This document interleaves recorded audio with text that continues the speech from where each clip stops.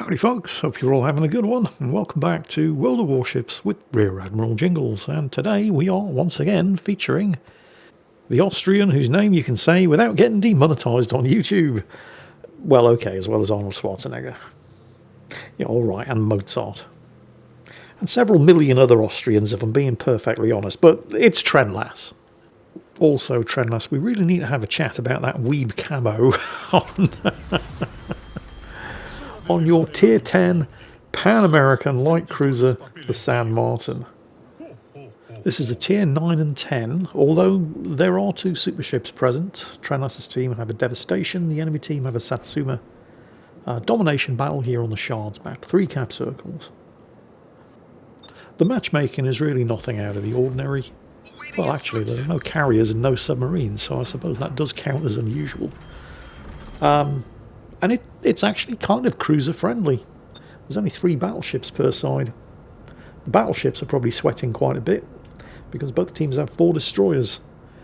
And there are a lot of Shimikazes in play today. I think I saw 4 in total. And Trenlass's team have a Jaeger over there, so yes, walls of skill for everyone. You know, it's been a long time since I've seen a battle with this many cruisers. That's 5 cruisers per team. But the thing that makes the San Martin special, or one of the things, is, yes, it has a funny button, the Consumable Operational Readiness Combat Instruction. Now, this isn't as obviously dramatic or powerful as certain other funny buttons that do things like massively increase the accuracy, firing range, and firing speed of your guns. And so it's easy to dismiss just exactly how powerful this thing really is. What it does is it reduces the cooldown on your consumables by 85% when it's fully charged and you activate it. You activate it by scoring hits. Every shot that lands on target charges the bar up by 3%.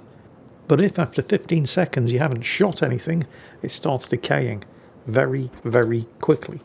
I'm not kidding, seriously quickly. If you haven't landed a shell on target after 15 seconds, it will start decaying by 15% per second.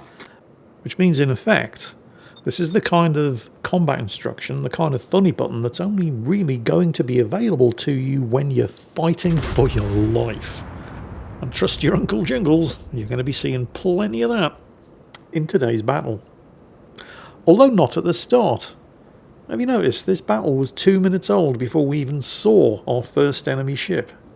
And Trenlass himself hasn't even fired a shot. The reason I suspect for this is, well, there's a couple of reasons. First, the San Martin is a light cruiser. It's a very good light cruiser. It shares characteristics with, well, it's kind of like a USS Worcester crossed with an HMS Minotaur. 12 6-inch guns. Nothing remarkable about the reload.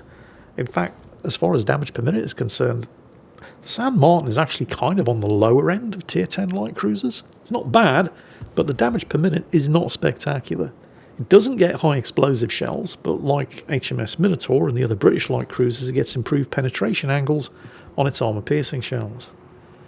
It doesn't get the short fuses of the British light cruiser armour-piercing shells though, so you're likely to just over-penetrate when shooting at destroyers, although it does mean you'll do very, very well shooting at other cruisers. Also, torpedoes. She gets a single launcher on each side, 5 torpedoes per launcher. We're now more than 3 minutes in, he's only just fired his first shot. Oh yeah, I was explaining why he's taken so long. Well, he's making sure he's not going to get spotted, because one other excellent feature on the San Martin is its fantastic stealth. You can see that Trenlass has obviously gone for a full stealth build, because when you can get the surface detection range on a cruiser down to 9.1 kilometers, why wouldn't you? And he's trying to make the most possible use of that by not getting spotted. That's why he held his fire on the Ragnar until he knew nobody was going to detect him. Because while the San Martin is an excellent light cruiser, it is still just a light cruiser. And while the enemy team do only have 3 battleships, 2 of them are covered, like literally bristling with 16-inch guns. And one of them is armed with 20-inch guns and can citadel this thing from any angle. And let's not forget about the cruisers, because while there are only 3 battleships per team, there are 5 cruisers per team, and 4 of the 5 cruisers on the enemy team are extremely heavy cruisers. 2 Petropavlovsks, a Goliath and a Castilla. And those things have guns that start at calibers of 220mm, so you can kind of appreciate why he's playing things extremely close to his chest at the start of this battle.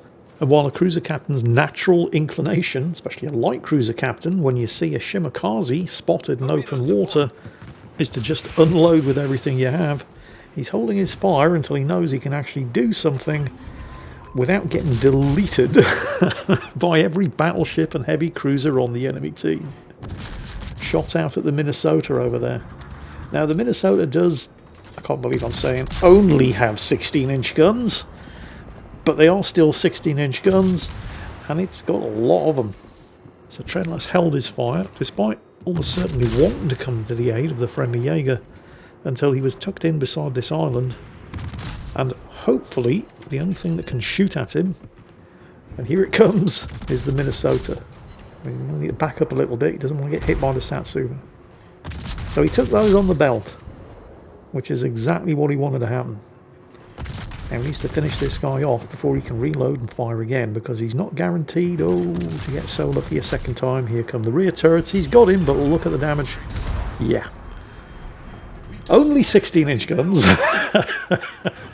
That was only 6 of them, and it took off half of his health.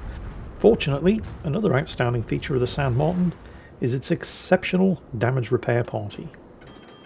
And he's got 5 charges. Trust me, he's going to need every last one of them. The enemy team have just equalised the kills. Enemy Libertad just got himself a close quarters expert award on the friendly room down to the southwest. Trenlass is going to have no time to dwell on that, however, because the fecal matter is about to hit the air recirculation appliance. He needs to get out of here quick, not just because of the Castilla over there, 254mm guns by the way, kids, but there's also a Shimakaze and a Vallejo coming around the corner of the island that he was just taking cover behind. And he is of course also lit up for every battleship in range that doesn't have anything better to shoot at. He's triggered the funny button, because he's definitely going to want that heel back. Everybody's shooting at him now, including the Goliath from the other end of the map. With the Castilla making it into cover, he switches fire to the Vallejo, scoring a couple of citadels before the devastation comes to his assistance and finishes him off, rather than the Shimakaze. And he switched to the cruiser rather than the Shimakaze first for a couple of very good reasons. Oh, trigger and the funny button's gotten his heel back up, without which he would very likely already be dead. But yeah, he went for the Vallejo first because, well, you saw the citadels that he scored. Long fuses on these 6-inch armor-piercing shells, which means you do just tend to over-penetrate when shooting at destroyers. Not so when you're shooting at cruisers. Also, he had the hydro running when the Shimmer came around the corner. There were no torpedoes. And even if the Shimmer had launched torpedoes, he had the wreck of the Vallejo shielding him from them. Well, the Shimmer's managed to go undetected. He's gotten himself just out of radar range. And here comes the Castilla. 254mm guns, remember. He's managed to duck in behind the island and get himself some health back. Takes those on the belt, nice. Can't afford to angle away too far or he's going to run into those belated torpedoes launched by the Shimmer. He's managed to dodge both sets. Can he finish off the Castilla before it once again manages to duck into cover? No, he cannot. Well, the Castilla's ducked in behind an island and is catching its breath again, praying to survive. But he is still spotted by that Shimakaze, at least for the next couple of seconds. Right, he's undetected. 9.1 kilometer stealth is incredibly good for a cruiser.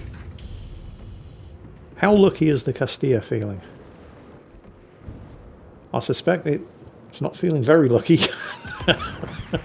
Zal finished him. Okay. That's 3 kills per side. The enemy team do have 2 cap circles, but there's not that much difference in the scores. Trenlass's team have the cap circle at Charlie, reasonably firmly under their control. It's the same for the enemy team with the cap circle down to the southwest at Alpha. The central cap at Bravo is definitely worth fighting for, however. Oh, that Shimakaze's got him spotted again. Yeah, there it is. Same one or a different one? You know what? Doesn't matter. It's going to die. It might just take a while. Did I mention that these 6-inch armor-piercing shells do just tend to over-penetrate thanks to the long fuses when you're shooting at destroyers? Frustrating as all hell. I mean, you're going to get them eventually. The key word being eventually. He's got the radar going, which is bad news for the other Shimakaze. Not so much the fact that he's shooting at it. Whoa, there's the wall of skill. It looks like there's just enough of a gap there if he swings the arse out to avoid taking a torpedo, and he is eventually going to kill the other Shimakaze. Again, keyword being eventually. All of the armour-piercing over-penetrations and the lack of high explosive shells on this ship basically denied him a double strike.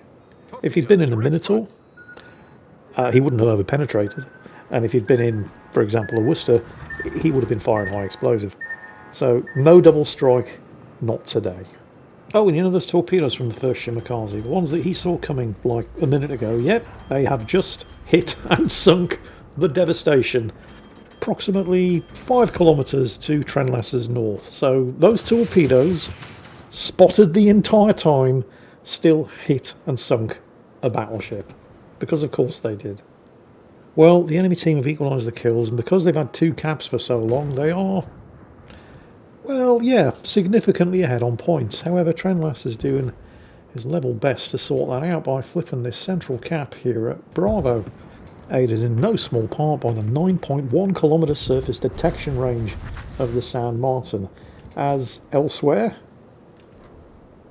I'm going to call that an even trade. Shimakaze and Libertad just sank each other. Libertad's worth more points, but I think in this particular battle the Shimakaze was probably more useful. Unfortunately, things start going a bit pear-shaped as one of the enemy Petropavlovsks takes out the friendly Izmo, leaving Trenlass's team with no remaining battleships in what is a very, very cruiser-heavy lineup. However, Trenlass? That's not his name. You wouldn't believe I do this for a living, would you? I'm so bad at this. However, Trenlass has managed to flip that central cap at Bravo. So while the team are now behind 1 kill, and an HE spamming Zhao is a good choice for finishing off a low health Petro, they might actually be able to equalise the kills, and they are ahead now, thanks to Trenlass, by 1 cap circle. And suddenly, a wild Ragnar enters the chat. Now again, nothing but overpens, because that's just what happens when you're shooting at destroyers with these 6-inch armour piercing shells. But then a much, much juicier target. Oh, there's the Goliath. And personally, I think Trenlass was robbed here. This should have been Citadel City. And not a single Citadel was scored this day. The Goliath, of course, has torpedoes. But Hydro's on cooldown and the combat instruction hasn't quite fully charged up. There it is. He triggers it.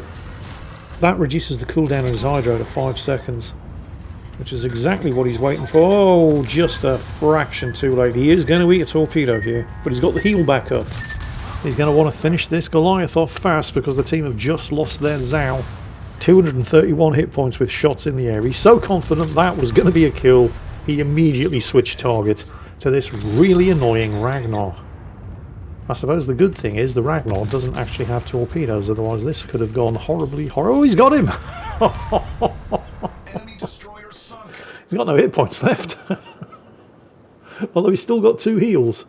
But he's got him. That is not quite... that is the Kraken Unleashed. Wow. Good job. It's now 4 versus 3, with the advantage to Trenlass's team. I mean, they've had the 1 kill advantage before at numerous points during the course of this battle, but the enemy team almost always pull a kill back. And did have that early points lead, thanks to holding on to 2 of the cap circles, but the enemy team haven't been able to take back the central cap at Bravo, even though... oh, there it is. Okay, they still haven't managed to take back the central cap at Bravo that Trenlass took, but they have once again managed to equalise the kills, with the Petro taking out the friendly Yu Yang. How does a Yu Yang even manage to get close enough to a Petro to get spotted? And, oh, you know, whatever, doesn't matter. It's 3 versus 3 again. Trenlass's team have a 6-point lead, and that Petropavlovsk is in that central cap. And the Chungmu... okay, this you can understand. The Chungmu getting bounced by a Shimakaze. The advantage definitely lies with the Shimakaze here.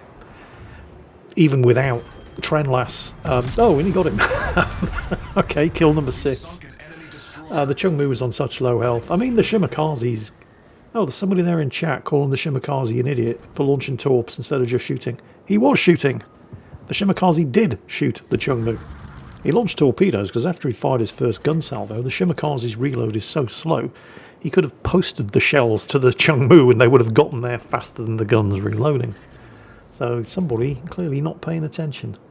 The Shimakaze did shoot the Chung Mu. So, once again, 1 kill advantage. They no longer, thanks to the Petropavlovsk in the central cap, have the cap circle advantage. But they're ahead by about 70 points. And those are really, really, really, really big guns on the Satsuma. Those are 510mm guns, fact fans. The bore on those gun barrels is more than half a metre wide. And they will mess your shit up. But it does only have 8 of them.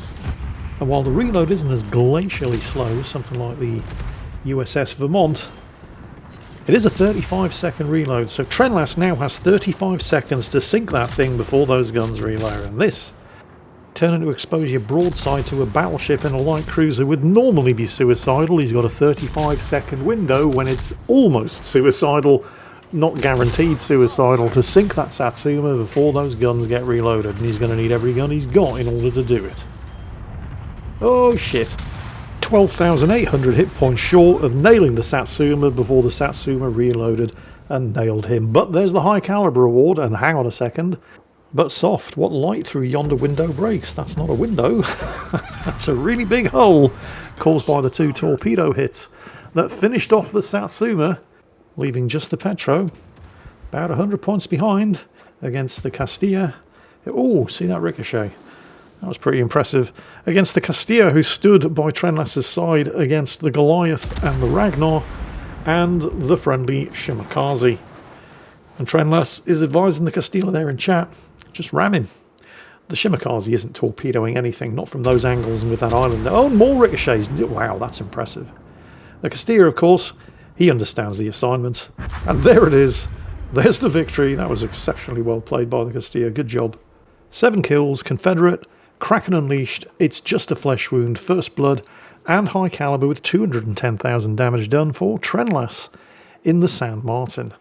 If you want to see more like this, I would encourage you to check out his YouTube channel or his Twitch live stream, where he is currently trying to create a video for every ship between tier 6 and the super ships, excluding carriers, because he does have at least some self-respect, on how to play the ships. He explains his moves, information regarding the ships, and, well, then, in the process, happy little accidents like this happen. So link in the description to both his YouTube and his Twitch channels. Trenlass in the San Martin, 7 kills. Hope you all enjoyed it, and as always, take care, and I'll catch you next time.